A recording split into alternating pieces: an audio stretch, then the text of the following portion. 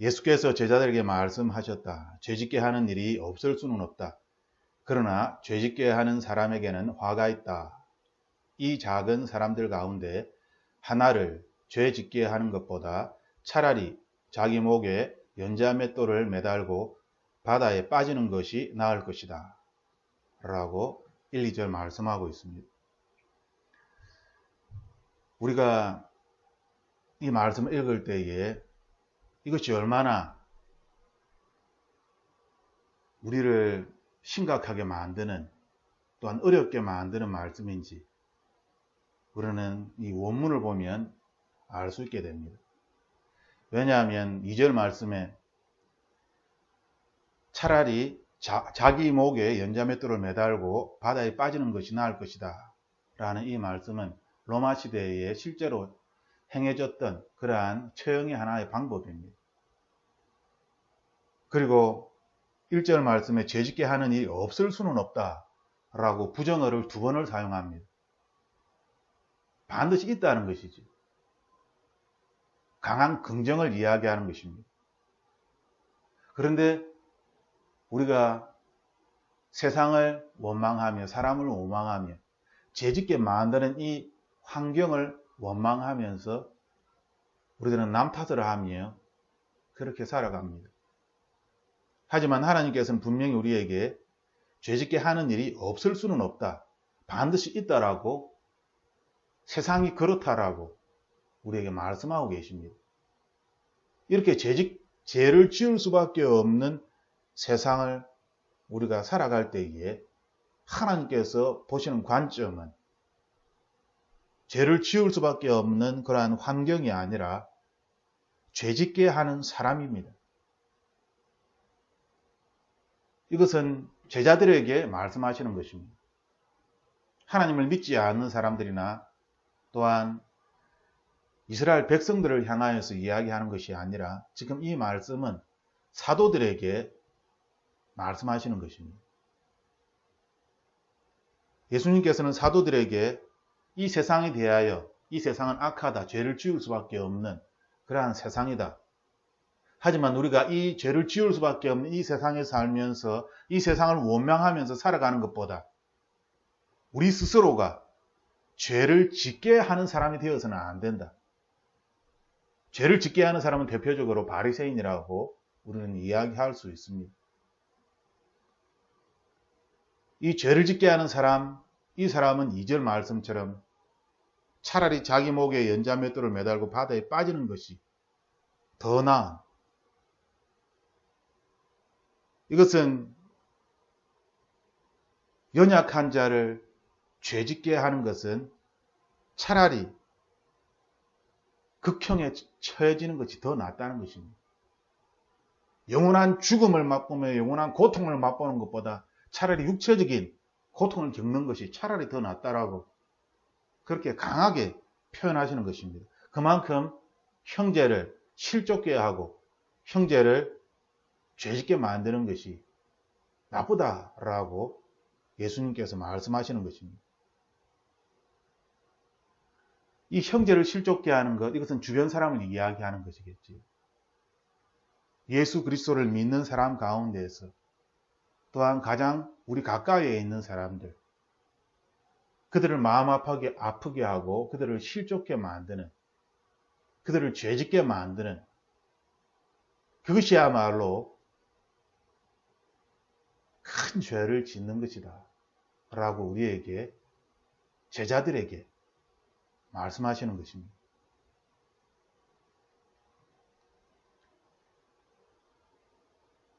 세상의 사람들은 자기를 지키기 위하여 세상을 원망하고 자기를 변호하며 자기 자신의 아이덴티티를 지키면서 자존심을 지키면서 끝까지 이 세상과 싸우는, 이것이 세상 사람들이 바라보는 자기를 지키는 그러한 사람의 모습입니다. 이것이 어떻게 보면 지혜로운 모습이다 라고 우리의 자녀들에게 우리는 가르칠 수도 있습니다.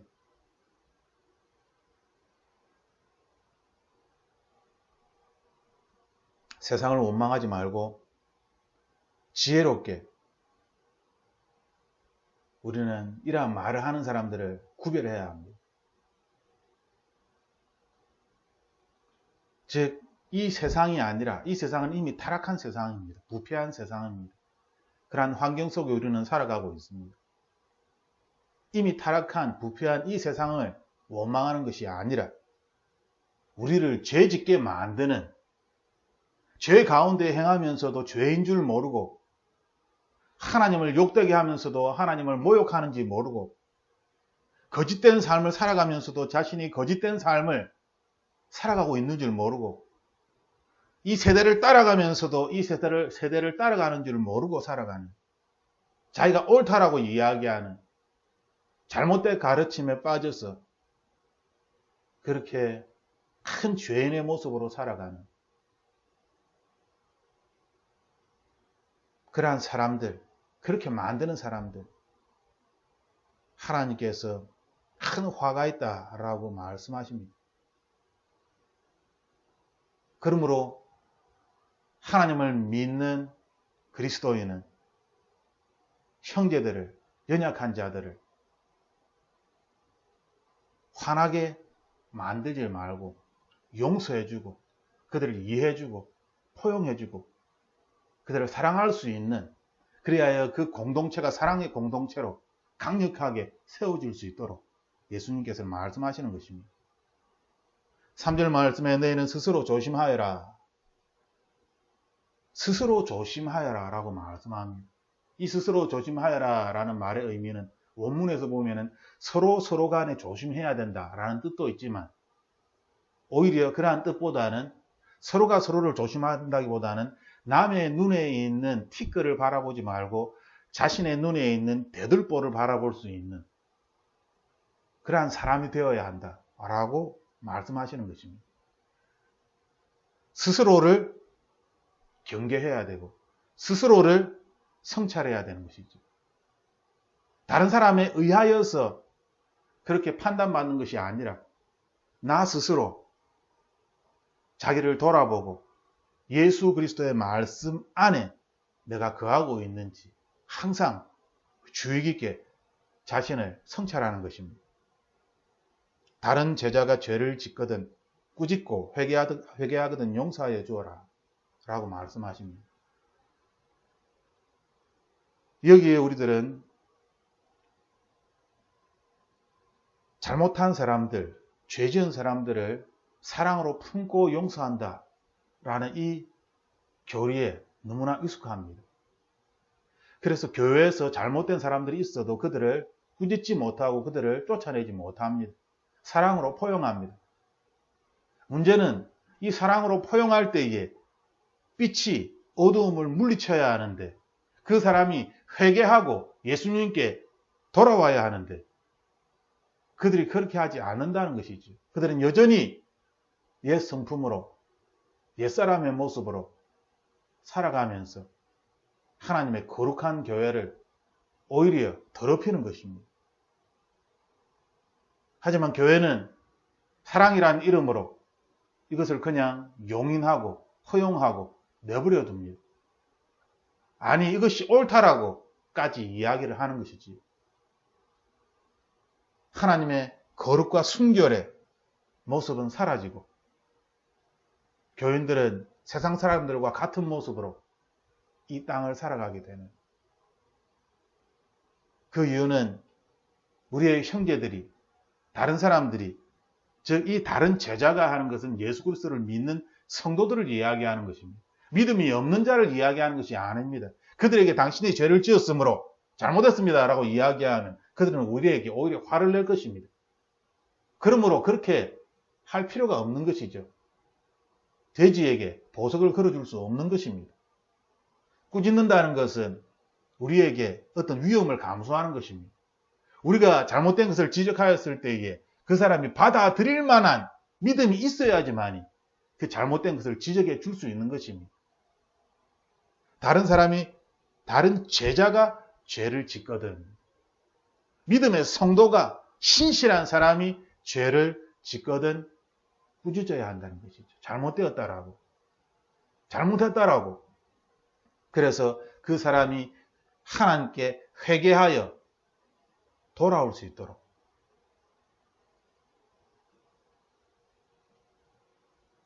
하나님께서는 우리에게 회개를 하거든 용서하여 주어라 라고 말씀합니다. 이것이 참 우리를 힘들게 만듭니다. 형제를 용서해 주는 것. 그런데 예수님께서 우리에게 용서하라고 이야기하실 때 이 용서는 하루에 7번 죄를 짓고 7번 내게 돌아와서 회개한다고 하면 너는 용서해 주어야 한다. 하나님께서는 하루라는 기간을 두셨고 7번 죄를 짓고 7번 잘못했습니다 하고 돌아와서 회개를 한다면 회개를 했기 때문에 용서를 해 주어야 한다 라고 우리에게 말씀하시는 것입니다. 이 7이라는 이 숫자는 이스라엘 사람들에게 상징적인 숫자입니다. 완전수이며 무한한 그냥 끊임없는 그러한 숫자입니다. 그래서 이 용서란 이 용서함에 있어서 7번이라는 횟수를 이야기하는 것이 아니라 회개를 하면 무조건적으로 용서해 주어야 한다는 그러한 절대적인 의미를 가지고 있는 것입니다. 그러므로 5절에 사도들이 주께 말하기를 우리에게 믿음을 더하여 주십시오 라고 말을 하는 것입니다. 이스라엘 백성들이 신앙이 없는 사람들이 이야기하는 것이 아닙니다. 교회 왔다 갔다 하며 예수님을 모르는 사람들이 이야기하는 것이 아닙니다. 예수님을 알고 있는, 믿음이 무엇인지 알고 있는 사람들이, 그 사도들이 주님께 말할 때에 이렇게 이야기하는 것입니다. 어떻게 무한하게 용서를 할 수 있습니까?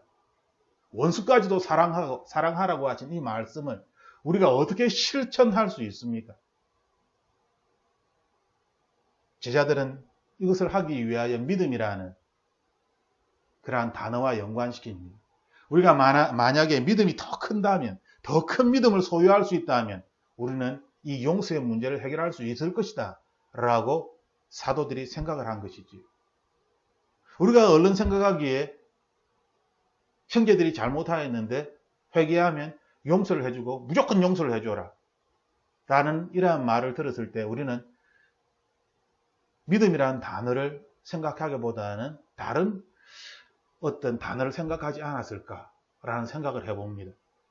나라면 예수님께서 우리의 형제가, 나의 가까운 사람이 나에게 악한 짓을 하고 또 돌아와서 회개를 하고 용서해줘 하였을 때 이것을 한 번, 두 번이 아니라 7번, 10번 계속 그렇게 한다면 내가 과연 이것을 어떻게 감당할 수 있을까? 예수님께서 이것을 용서해 주어라고 이야기하였을 때에 나는 무엇이라 예수님께 물었을까? 생각을 해보게 됩니다. 그런데 본문에서 사도들은 이 문제에 대하여 믿음이라는 단어와 연결을 시킵니다. 그리고 사도들은 우리에게 믿음을 더하여 주시옵소서 라고 말합니다.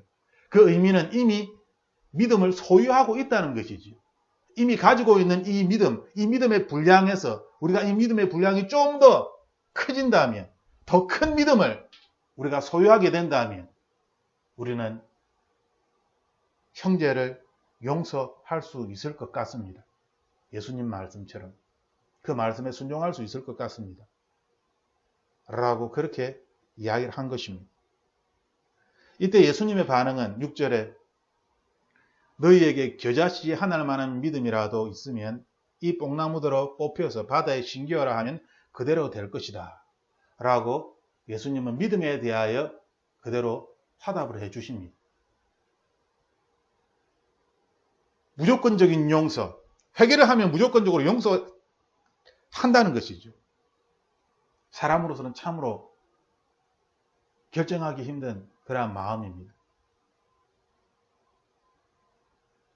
이것을 하기 위하여 제자들은 믿음을 이야기하였고 예수님은 또한 믿음을 겨자씨 한 알만한 믿음으로 화답을 하십니다. 겨자씨 한 알만한 믿음이라도 있으면 이 뽕나무대로 뽑혀서 바다에 신기어라 하면 그대로 될 것이다. 예수님께서 이야기하시는 믿음은 지금 양적인 불량의 믿음이 아닙니다. 제자들은 불량의 믿음으로, 더 큰 어떤 불량의 믿음으로, 내 믿음의 사이즈가 더 커진다면 라고 불량으로 이야기하였는데, 예수님은 지금 겨자씨 하나만한 믿음, 이 분량이 커지는 그러한 믿음으로 이야기하는 것이 아니라 오히려 질로서 더 큰 믿음의 어떤 분량이 아니라 믿음이란 겨자씨 하나만한, 이 겨자씨라는 것은 헬라의 시나페오스입니다. 이것은 지극히 작다라는 것은 의미하는 것입니다. 너무너무 적습니다. 눈으로 보기에도 힘들 정도로. 그런데 이 겨자씨가 나중에 큰 나무가 됩니다. 눈에 보이지도 않는 이 겨자씨가 나중에는 큰 나무로, 풍성한 그러한 나무로, 거대한 나무로 바뀌는 것이지. 예수님께서 이 겨자씨를 말씀하신 이유는 겨자씨에는 어마어마한 잠재력이 있다는 것입니다. 성장하는 잠재력, 생명력이 있다는 것이지. 이것이 바로 예수님께서 제자들의 믿음에 대하여 화답하신 내용입니다. 즉, 믿음의 원리는 분량이 아니라 질이라는 것이죠. 제자들은 더 큰 믿음을 생각하였습니다. 내 믿음이 좀 더 커지면 형제를 사랑할 수 있을 것 같고, 용서해 줄 수 있을 것 같고, 원수까지도 사랑할 수 있을 것 같은데, 우리는 그렇게 생각합니다. 나의 믿음이 좀 더 커지면 내가 예수 그리스도를 위하여 재산을 내어놓고 교회를 위하여 헌신과 봉사하며 죽어져가는 이웃을 위하여 선교지에 가서 뭔가 하나님 나라를 위하여 뭔가 할 수 있을 것 같은데, 나의 믿음이 분량이 너무나 작아서. 하지만 예수님께서는 우리에게 분량이 아니다 라고 말씀하시는 것이죠. 겨자씨만한 믿음이 있으면, 즉 믿음은 믿음을 생명력으로 보는 것입니다. 믿음을 성장, 잠재력으로 보는 것이죠. 우리가 생각하는 그런 관점과 예수님께서 우리에게 말씀하시는 관점과 다르다는 것입니다. 이 믿음이, 예수님께서 말씀하신 이 믿음은 겨자씨 같은 믿음입니다. 엄청난, 눈으로 보기에는 아무것도 없는 것 같고 보잘것없는 것 같지만 거대한 나무를 만드는 그러한 엄청난 결과를 이끌어내는 것이죠. 더구나 지금 뽕나무를 비유로 듭니다. 이 뽕나무는 이집트나 팔레스타인에서 흔하게 볼 수 있는 그러한 나무입니다. 흑뽕나무라고 하여서 번식력이 굉장히 강하고, 또한 뿌리를 넓게 깊게 내리는 그러한 아주 강력한 튼튼한 그러한 흑뽕나무입니다. 그래서 이러한 흑뽕나무를 팔레스타인이나 이집트에서 흔히 볼 수 있었습니다. 뿌리를 굉장히 깊게 내리기 때문에 움직이지 않는 것이죠. 웬만한 바람에는 끄떡도 하지 않습니다. 그런데 예수님은 이스라엘 사람들이 잘 알고 있는, 제자들이 잘 알고 있는 이 흑뽕나무를 비유로 들어서 이 흑뽕나무를 뽑아가지고 바다에 심길 수 있다 라고 그렇게 말씀하시는 것입니다. 겨자씨만한 믿음만 있어도 사람의 생각에는 너무나 깊이 뿌리를 내려서 웬만한 바람에는, 태풍에는 꿈쩍도 하지 않는 이 흑뽕나무를 겨자씨만한 믿음으로 바다에 옮길 수 있다는 믿음의 원리에 대하여 다시 한번 수정해 주시는 것입니다. 제자들은 계속 지금의 저희들처럼 예수님 더 주시옵소서, 더 주시옵소서, 더라고 우리는 기도합니다. 하지만 예수님은 이러한 제자들에게 믿음은 생명력이다. 믿음은 잠재력이다. 이 믿음이 있다면, 진실로 너희가 믿음이 있다면, 이 믿음은 너희들이 생각할 때에 전혀 반응하지 않을 것 같은, 태풍에도 굶직하지 않을 것 같은 이 흑뽕나무를 바다에 옮길 수 있을 정도로, 겨자씨만한 믿음 하나만 있어도, 그 정도만 있어도 이러한 큰 일을 할 수 있다라고 예수님께서 관점을 바꾸어 주시는 것입니다. 즉 어떤 양의 믿음의 분량에 초점을 두는 것이 아니라 믿음이라는 그 질, 그 개념, 본질에 예수님은 초점을 두시는 것입니다. 7절 말씀에 그리고 너희 가운데 누구에게 밭을 가거나 양을 치는 종이 있다고 하자. 그 종이 들에서 돌아왔을 때 어서 와서 식탁에 앉으라 하고 그에게 말할 사람이 어디에 있느냐. 오히려 그에게 말하기를 너는 내가 먹을 것을 준비하여라. 내가 먹고 마시는 동안에 너는 허리를 동이고 시중을 들으라. 그런 다음에야 먹고 마시라 하지 않겠느냐. 우리가 지금 7, 8절 말씀 읽을 때 이것이 지금 갑자기 무슨 따로따로 떨어진 말씀처럼 그렇게 느껴집니다. 앞부분에 있어서는 지금 맨 처음에 본질은 죄를 짓게 하는 게 무언가 형제를 죄짓게 하면 안 된다 라고 말씀하시더니 그 다음 용서에 대해서 말씀을 하시고 그리고 갑자기 7절 말씀에 종에 대하여 그렇게 말씀을 하시는 것이죠. 그래서 학자들은 1에서 4절까지 이것은 형제에 대한 그러한 사랑과의 관계에 대하여 이야기하는 것이고 5절, 6절은 믿음, 하나님과의 관계에 대하여 수직적인 그러한 관계 그리고 7절, 8절에서는 어떤 실천적인 정체성적인 그런 면을 이야기한다 라고 학자들은 그렇게 이야기합니다. 하지만 우리가 오늘 주제처럼 주인이 아니라 종입니다 라는 이 주제에서 1절에서 10절까지를 우리가 그러한 관점에서 읽어볼 때에 이것은 연결이 되는 것입니다. 9절 말씀에 그 종이 명령대로 하였다고 해서 주인이 그에게 고마워하겠느냐. 이와 같이 너희도 명령을 받은 대로 다 하고 나서 우리는 쓸모없는 종입니다. 우리는 마땅히 해야 할 일을 하였을 뿐입니다. 하여라. 라고 종으로서는 이것이 당연하다.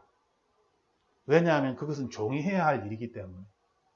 종이 해야 할 일을 했다고 주인이 아이고 수고했다라고 밥상 차려주고 그 종을 높여주고 대우해주고 그렇게 하지 않는다라는 것이죠.